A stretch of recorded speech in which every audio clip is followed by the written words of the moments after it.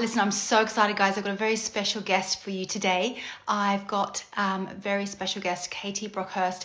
I met Katie at a Hay House event quite a few years ago on a writer's workshop. And Katie, her expertise is in social media. And at that time, I was really looking to use social media as a way to build and grow my business and expand my network. I had already done quite well on Facebook. And I was looking to obviously increase, customer retention, grow my community and be able to serve more people online, because when you are online, you are international. And right now with the coronavirus, everyone is online. So I don't know if you've noticed, but internet connections are a little bit dodgy. Some of my Facebook lives are a bit crunchy. There's a lot of people online right now. A lot of businesses are making a huge pivot to using, online as the way to grow their business. And so I really, really am so excited to bring you Katie Brockhurst. I'm just going to read her bio to you guys. So Katie Brockhurst, otherwise known as K Dot, is a social media angel. She's been working in social media for 20 years. She also co-produced a creative podcast, which won gold in the first ever internet program category at the Sony Radio Academy Awards in 2007. Let's see. Hi, Katie. Just need to request to get access, Katie, and I'll bring you on board. Katie's also an author of The Social Media for a New Age, a digital self-care guide. Hi. Hi, Katie. Hello. Hi. So I have to be honest, this is the second time I've done this before on Instagram. I'm still learning Instagram. That's okay. And I love it when technology works. I know. So I've just done a really nice introduction for you. I don't know if you heard. So I heard part of it. Thank you very much. Hi, everyone. I met Katie at a Hay House workshop, and I decided to book onto one of her consultation calls. And I remember one of the key things that actually stuck out for me from that coaching call that we did together was really around posting when you feel inspired to rather than having to. And it was like, oh my God, like the whole burden just got lifted from what you've been taught of having to have your plan and post every day at a certain time, and just the pressure of doing that. It just felt so regimented and stressful, and it wasn't working anyway. And it was like, oh, thank God for that. Yes, absolutely. I mean, consistency is important, but I like to think if you're being consistent with your message and you're being consistent in how you're showing up, it doesn't matter about the frequency in the same way. Yes, absolutely. So I decided to kind of bring you into my community because right now a lot of people are online, and particularly in my home, I've noticed my kids are on iPads.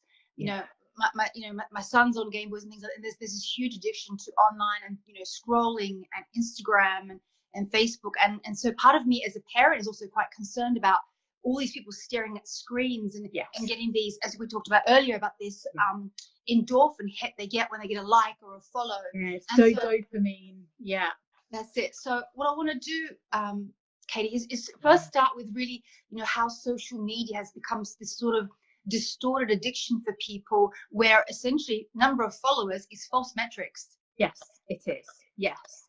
And when you understand that the house is weighted in their favor, so the way that these apps have been designed, Facebook, Instagram, it's about capturing our time and our attention. They are their main KPIs on how they measure success, because the longer we're on, the more data they can collect, and the longer they're on, the more advertising they can serve, so the more money they can make out of it. So although we think these are free platforms, they're not free platforms. And there's a laboratory out of Stanford University called the Lab of Persuasive Design. And out of that has been how many of these apps have been designed. And it really is about, capturing our time and attention. So, even with endless scrolling, there's no stopping mechanism. The way that they're set up, when you pull down on to refresh your feed, that is actually based on the slot machine. So that makes sense. It delivers a variable reward, which is how slot machines work. So you either get a like, or you get a comment, or you see a piece of information, And what happens is the body produces dopamine in anticipation of the reward, and that's how we get hooked on it. So when we're using it, we need to be really aware that those things are going on in the background, so that we can then start to use it much more intentionally and be aware of how it could be affecting our well-being if we're on it too much, and when to notice that we might be out of balance. So basically not sharing anything on social media that you don't want the whole world to know. Yes. Yeah. Okay, so we're briefly talking about kind of like the addiction of the scrolling and no stopping mechanism, and these likes and followers, and particularly now with a lot of the influencers where they've got professional photo shoots and everything's filtered, and some stuff's paid advertising, and they're just setting up really unrealistic expectations, particularly in my case for women who are natural women who don't want to look like they've been made of plastic, right? And so what from your point of view, what do you think that does to people when they see these false lives, these fake lives on these influencers pages, these perfect lives, these family homes that are spotless, clothing that is obviously being funded. What does that do to self-esteem of women looking through these influencer pages? I think what it does is it absolutely affects how we then want to show up, because we think we've got to show up in the same way that they're showing up, and we don't. Exactly. Yeah. What would life look like without filters? I know, right? But I think it's difficult. I think what happens is it stops the people then from sharing. And I think what we have to remember is we're not them. We don't want to be that life. And so why is, it's like looking at celebrities, looking at influencers, knowing that isn't real. And I think what we're going to see a shift, and I think what this new age and this new time is really going to show us, is that we're going back to real, we're going back to authentic. So the more that you can show up and be yourself, I think that's going to be received by people. I'm definitely finding that with my followers is when I'm much more real, when I'm showing like real life, I get much more engagement rather than perfectly polished, retouched photo, which took so long to do. So let's talk about these false metrics. So people are obsessed with the numbers, the number of followers on Instagram, for example, and from the research I've done and the study I've done in sort of business, it really is false metrics. It's not about the number of followers, it's really about the quality of the engagement, the relationships you build. And so what kind of guidelines do you have for people to help to build more meaningful relationships rather than chasing these likes and these random follows and unfollows, this bad behavior that goes online? And again, I just think it plays into that addiction aspect when we get caught up on the likes. So what I advise with my clients is look to who is there and start like building relationships with the people that are actually following you rather than constantly chasing the new followers. But then in order to build new followers that are authentic, that are interested, it's about collaborating. It's about doing things like this. It's about word of mouth and that natural, organic spread of your work and of your message than it is about having 10,000 followers. I mean, again, you've got to remember it's gamification of the system that's been built in for a reason to capture our attention. So if we can get away from the likes and the followers, and I don't know if you know, like Instagram has started to hide and play around with hiding likes because I've heard of that. It affects people's self-esteem. So I think that it possibly will shift and change as well. And so I know you've done quite a bit of research into kind of the health effects of social media and things like that. Obviously, Katie sent through her books to me, so I've had a little bit of a dive into her 2 books. It's the Social Media for a New Age, the Digital Self-Care Guide. You can get that on socialmediaforanewage.com. And it was just a little bit disturbing what's happened with Facebook. And I don't know if most people know, but Facebook actually own Instagram. So they're still collecting our data. So in terms of kind of the research of, I guess, in terms of like the version community where we're about well-being and spirituality, how is that impacting our well-being that people are chasing these likes and these follows and on screen all the time, and checking their phone first thing in the morning, and trying to get themselves to sleep by checking their phone. Like, what has been your research in terms of the health implications for people? Yeah, so it's really interesting. Like, what they're starting to see now is that the more we use our phones, the less able we are to concentrate, because we're basically multitasking all the time, and that has an effect on a certain part of the brain. And so what they're showing is that if we have a lot of screen time over time, you might have noticed you can't read a book so easily, things like that. So it's just starting to notice you can't settle down and meditate as easily if you've been on the phone a lot that day. So it gets starting to look for signals that your own body is giving you that you're out of balance. But what the dopamine actually does is, if you're like chasing those likes and getting a hit essentially each time you go on your device, and you're like, oh, how many likes have I got today? What happens is, they say that we're tapping open our phones as much as 150 times a day now, and that average screen time is between 8 and 12 hours, depending, like, multiple devices. So it's huge. Oh my God. Yeah. And then what that does is, over time, what happens is the body is going to a device to get the dopamine rather than going elsewhere to get the dopamine.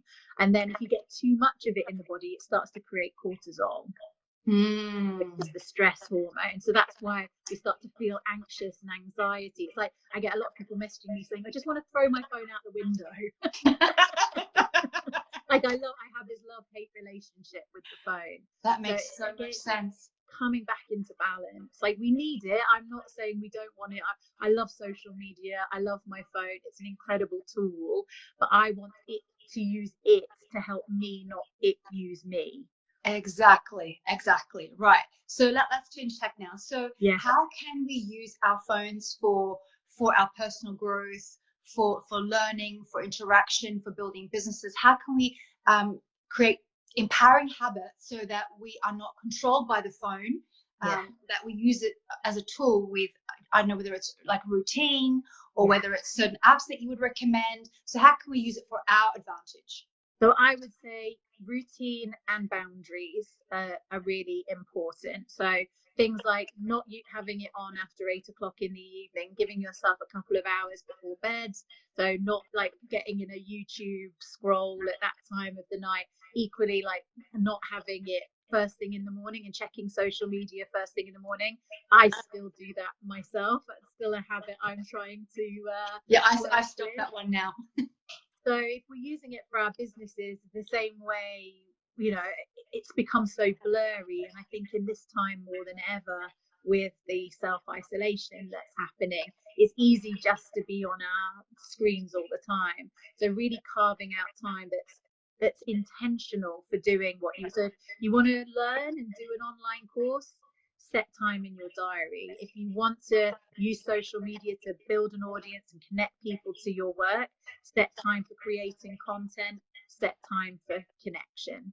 Mm-hmm. Yeah, I mean, I have these intentions when I approach my Facebook account to like post my latest event or a promotion that I'm doing, and then I get distracted and I get 30 minutes later, I'm like, what was I doing again? Yes. I'm like, I'm wasting time on Facebook, close it down. I go back to my Word document. Oh yes, that's what I was doing. Yeah, I catch myself all the time. It's just, you get pulled into like the stories. And I realize like this is happening unconsciously. This is not my intention. Like, I'm a pretty strong-willed person. Like, I'm pretty disciplined, and I'm getting pulled into this like very quite disturbing behavior.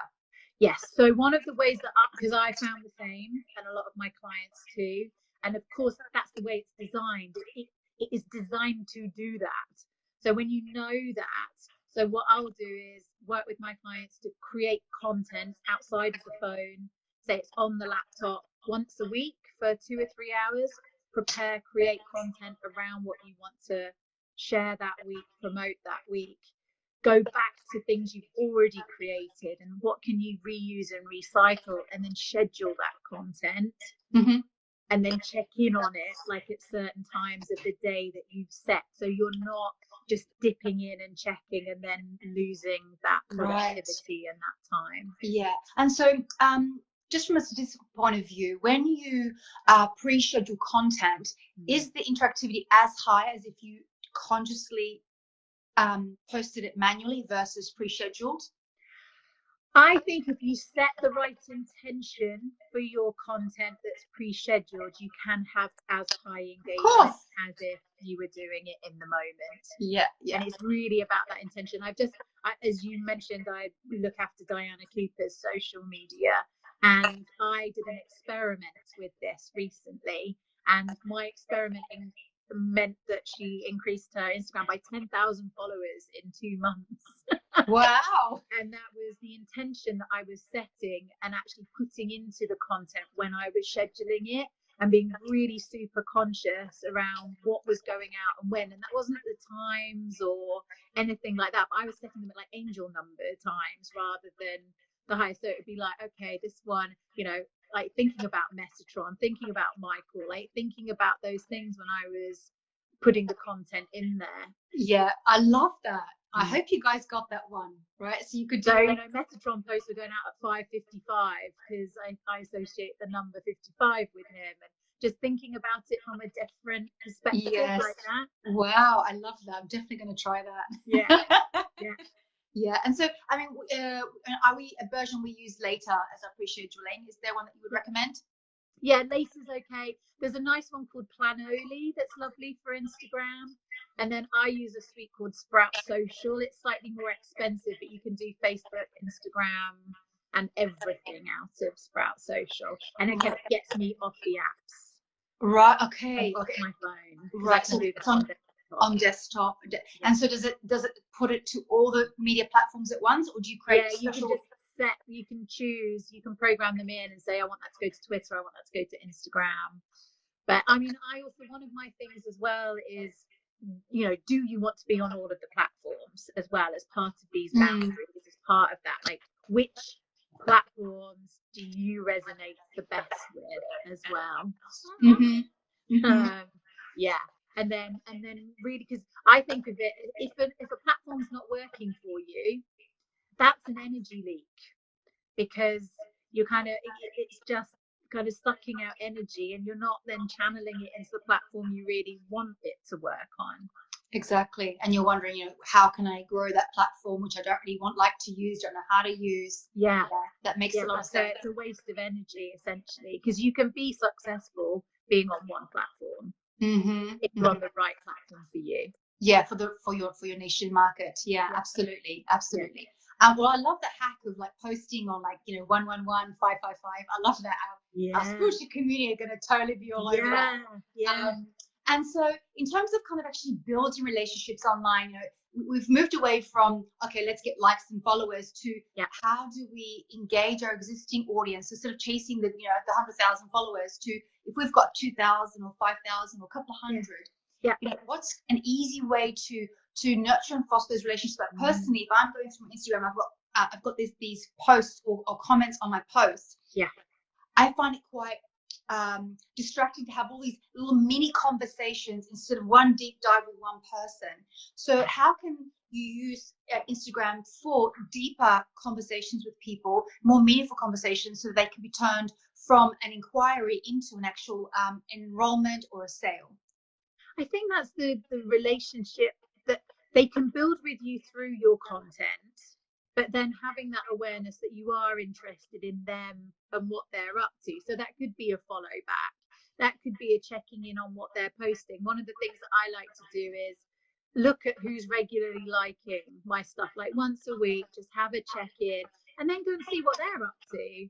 And then, you know, like literally, like I will sit and I will take a breath, and I will like feel into their energy, and I'll be like, oh, you know, like I feel them. And so I'll like say, oh, hi, like I noticed you've been liking my stuff, and I just went on your page, and, you know, I really like feel your vibe. And that just starts to just build us, like, you know, like just a genuine interaction with those people. Yeah. I also I think like even just sending like little voice notes to people and things like that, and just dropping in, it just makes such a difference. Yeah, I actually got one of those just yesterday from Yeah. one of our former students. She left. I didn't even know you could do those little voice messages inside Instagram direct messenger, and she was so full of joy and just wanted to say hello. I was like, oh, that's just made my day. A personalized message. Someone actually took the time, filmed a little mini video, and sent it to me in my DM. Now, guys, don't start sending me videos in my DM, please.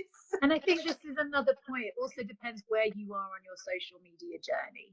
So, you know, if you've got 10,000 followers, it could be overwhelming to touch base with everyone who's checking in. But if you've got 1,000 or two, and it depends on where you're at in your business and where you are at in your social and how you're wanting to build it.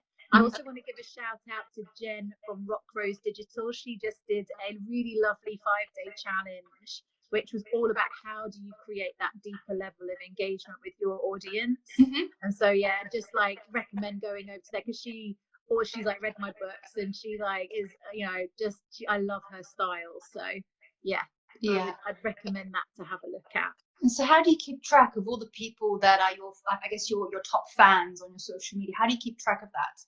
I think you just start to build an awareness within, you know, you recognize names and you recognize faces, and I think it's harder to keep. There are some, I think on Sprout Social, you can see who's most engaged and you can look at those things. So some of the apps will actually give you that information. But again, I would go on heart. On heart. Yeah. Okay.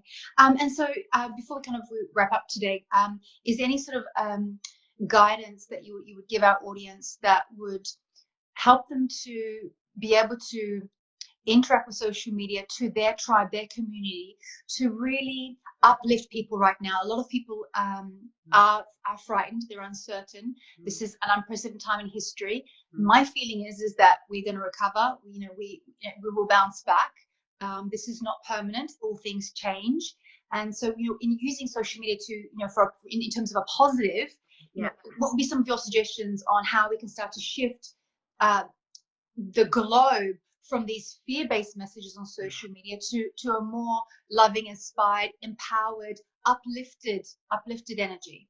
Again, I think it comes back to intention and thinking before you post. Am I coming from a place of fear, or am I coming from a place of love with the post that I'm sharing? And really think about not overwhelming people. Like, what are they receiving on the other side? And that overwhelm can be not like going, crazy with how many times you're posting, like just thinking about how much activity there is online, and how can you be that softness? How can you be that light through your content? I'd love to share one of the poems in the first book. Really speaks to this. And it's the only one that doesn't rhyme, but everyone really loves it. So do you want me to share? Please, yes. Okay. If light is information, and we're in the age of information, then we're also in the age of light. If love is light, then love is information, which means we're in the age of love. If social media is a place for us to share information, it is a place for us to share our light and our love. And when we share our information, light and love, creatively and consciously, we connect with and create our community. Beautiful. I'm getting like goose pimples up my arms. Wow. This is awesome. That was beautiful. Thank you. You're definitely doing your calling, Katie. Thank you. Yeah, most definitely. Yeah. Well, I thank you so much for your time. We've got lots of hearts and waves and things like that. So I think people have really enjoyed today's live. I'll have to work out how to save this so that we can, guys can listen to the replay. There were lots of really juicy little nuggets in today's Instagram live. So if you want to check out more of Katie's work, it's socialmediaforanew.com. Her book is Social Media for a New Age, a digital self-care guide. The one is out. Yeah, so that was the first one. And then that's the new one. The new one. Okay. Are they both available on Amazon? Yeah, they're both on Amazon. Okay. Yeah. And Kindle? Yes. Fabulous. Yes. You guys can get it. The first one's on Audible as well. Oh, fabulous. Okay. Right. Our community is going to love it. So go check out Katie's work. this is a really wonderful time to get online when it's used effectively, to really, spread the energy of love and joy. Use this tool so that it works for you and your business and your community and tribe. And I really love the tips you gave about fostering really good habits of putting the phone away at 8 o'clock, not checking in the morning. That's actually a habit I've implemented. I find I can't sleep if I've been had my phone in bed. So I've set up those kind of disciplines. So hopefully you found today's training useful. Thank you so much, Katie. Thank you. I hope we'll do this again. Yeah, I hope we'll do this again. I'll find somewhere else where I can bring you to my people. They're really going to enjoy your work. It's the right vibe, it's the right energy, and you're teaching something different to what everybody else is teaching. And it feels aligned, it feels connected, it feels expansive. And I know when something feels that way, I know I'm on the right track. There's what is done and taught, and then there's what works, right? Yeah. All right, guys. Thank you so much, and lots of love, Katie. Thank you. Bye. Listen, I'm so excited, guys. I've got a very special guest for you today. I've got